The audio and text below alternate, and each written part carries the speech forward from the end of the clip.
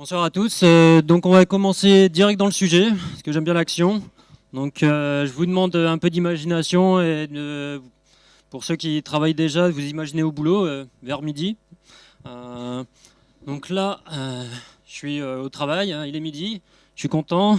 Je sais que c'est jeudi et qu'il faut forcément penser à mes courses. Mais là, je me demande qu'est-ce qu'il y a encore dans mon frigo. Donc, non, même pas. Je vais d'abord aller sur Chrono Drive pour faire mes courses. C'est mon site favori pour faire les courses. Parce qu'avec mon gosse, c'est plus sympa. Mais là, je me dis, finalement, je sais que j'ai du jus d'orange, mais pour les yaourts, où j'en suis? Je sais que j'en ai donné à la nounou, mais ça, par contre, je suis pas sûr. Mais le jus d'orange, je suis sûr, ça je l'ai. Et celui-là, il bougera pas. Mais les deux yaourts, j'ai vraiment le doute. Du coup, ben voilà, moi je suis coincé et bref, je les achèterai demain mes courses et puis j'oublierai encore et puis ce sera après-demain. Donc là,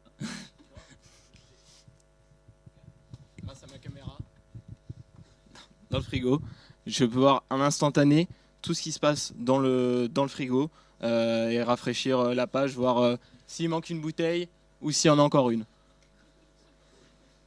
Voilà.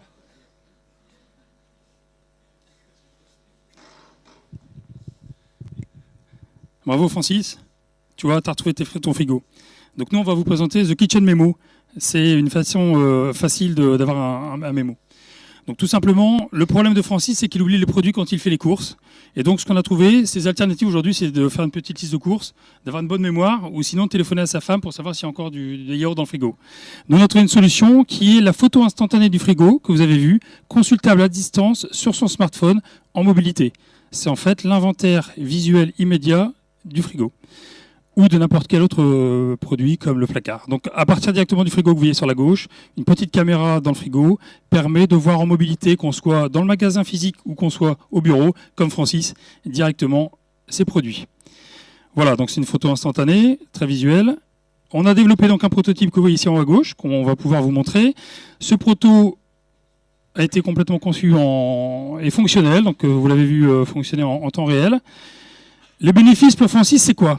C'est de ne rien oublier, de ne pas acheter deux fois le même produit, c'est de ne pas retourner également au magasin, ce qui arrive parfois, et donc c'est gagner également du temps dans sa liste, et d'avoir une assurance visuelle, on va dire, derrière ça. Le client qu'on va cibler, c'est les foyers qui ont déjà un frigo à la maison, c'est-à-dire on s'occupe plutôt de la seconde monte que la première monte, c'est-à-dire les gens qui fabriquent les frigos. On va installer des caméras dans les frigos du parc existant, sans aller voir directement les Beko ou directement les LG. La cible, c'est les 30-50 ans et surtout les gens qui sont en mobilité et qui font des petites listes de courses. Parce qu'on a eu l'occasion de faire un sondage hier en street marketing et on s'est rendu compte que c'était vraiment plutôt cette cible-là qu'il fallait qu'on attaque et qu'on évalue un peu plus les choses. Le marché potentiel, donc c'est aujourd'hui 8 millions de foyers qui ont des enfants principalement, donc c'est notre cible numéro 1, dont 40% sont ouverts à la domotique d'après les dernières études du SIGRAM. Et donc c'est à peu près 3,2 millions de foyers qu'on a estimé étant dans le scope de notre offre.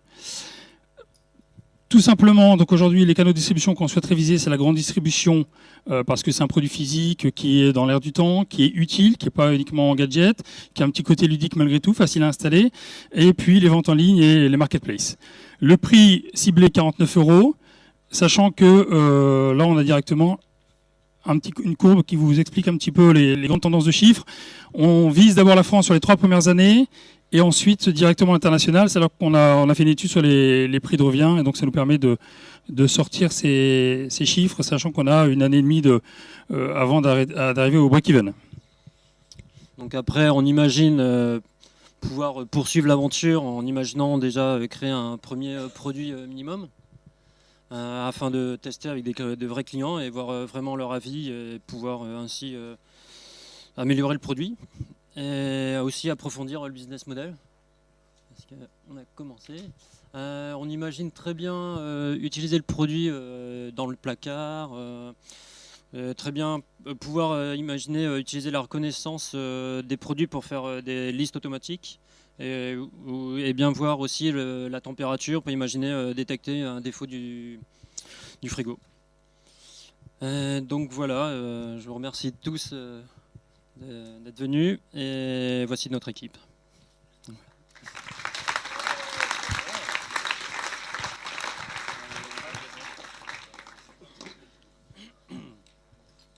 Des questions?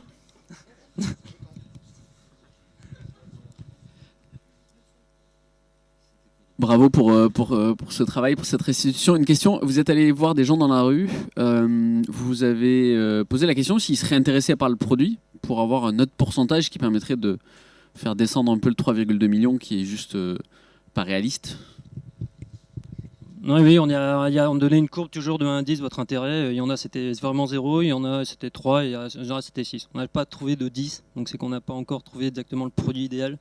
Mais je pense qu'il y a un petit intérêt pour améliorer. Je ne sais pas si vous avez encore des questions. Ouais. Quelles doivent être les caractéristiques de votre caméra par rapport à une caméra classique?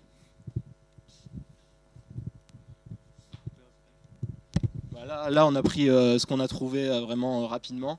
Donc là, par exemple, c'est du 5 mégapixels capable à la limite de streamer en Full HD si on veut mettre de la vidéo. Mais après, pour les photos, on peut mettre quelque chose de, on peut dégrader la qualité. Il n'y a pas de souci là-dessus, quoi. C'est vraiment là pour l'exemple, on a gonflé, on a trouvé ce qu'il y avait et on peut changer, quoi. On est d'accord que tu peux pas tout voir dans le frigo avec un caméra, sauf si tu as une sorte de caméra à 360 degrés développée à Eurotechnologie. Blam pardon, petite pub de gyroptique. Ouais, mais pour moi, il semble être 2-3 trucs qui manquent. Un, c'est connecter un batterie, donc je me dis qu'il faudrait que ça soit éventuellement connecté directement au frigo. Dans ces cas-là, vous passez plutôt bosser avec des gens qui fabriquent des frigos plutôt que de mettre quelque chose dedans. Mais peut-être il y a quelque chose à faire avec la lumière qui est déjà installée dans le frigo, moi je sais pas. Deux, vous voulez le vendre aux gens qui ont 50 ans, qui ont un smartphone, mais qui oublient ce qui est dans leur frigo. Qui me semble encore d'être, bon, 30 à 50 pour être plus sympa, qui semble être une groupe de personnes très petit. Ce qui pourrait être chouette, c'est d'en profiter d'avoir une caméra dans le frigo et automatiquement scanner tous les barcodes dès qu'ils sont mis dans le frigo. Mais moi, je sais pas où vous en êtes par rapport à ça. Moi j'ai quelques soucis et j'aimerais bien savoir, est-ce que vous avez réfléchi à ça? Alors en fait, on a trouvé que c'était une action vraiment contraignante pour l'utilisateur de devoir à mettre à chaque fois son produit pour le scanner.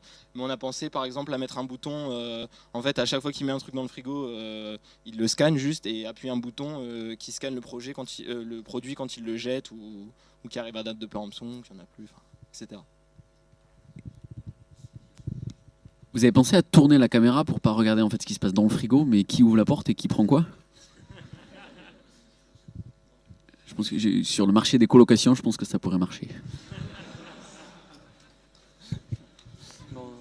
Très bon retour, on va le noter. Bon. Je crois que c'est fini. Ok. Bon. Super.